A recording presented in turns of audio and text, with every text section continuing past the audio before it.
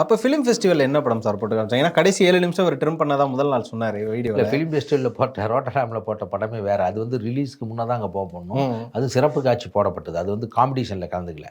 அதில் வந்து நாங்கள் நிறையா போர்ஷன் வந்து அதுக்கு போயிட்டு வந்து பார்த்தா ஷூட் பண்ணோம். அதுவும் வரும், ஃபெஸ்டிவல் வருஷம்னு வரும். ஓடிடியில் இதை விட இன்னும் படம் கொஞ்சம் பெரிய படமாக வரும். இப்போ இந்த படத்துக்கான ஆர்டிஸ்ட் பற்றி பேசும்போது விஜய் சேதுபதி வந்து ஆஃப் கேமராவில் நிறையா ஸ்டீல்ஸ், அதாவது பிடிஎஸோட நிறைய ஸ்டில்ஸ் வந்தது. விஜய் சேதுபதிலாம் சொல்ல போனால் அந்த கேரக்டரே வாழ்ந்திருக்கா சார்? இந்த செப்பல் இல்லாமல் நடக்கிறதெல்லாம் அந்த படங்களில் தான் பார்த்தோம், மலைப்பாதைகளில். பிடிஎஸில் வந்து பயங்கரமாக இருந்தது சார்.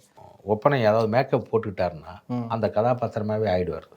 அது காரணம்னா அவர் ஏற்கனவே இந்த மாதிரியான சித்தாந்தம் உள்ள அண்ணன் ஜனநாதனோடு பழகி அந்த மாதிரியான படங்களில் எடுத்ததுனால வெற்றிமாறன் அவர்களும் அவ்வளோ இயல்பாக அவங்ககிட்ட இருந்து வேலை வாங்குவார். உங்களுக்கே தெரியாது, உங்ககிட்ட இருக்க பெஸ்ட் அவர் எடுத்துருவார்.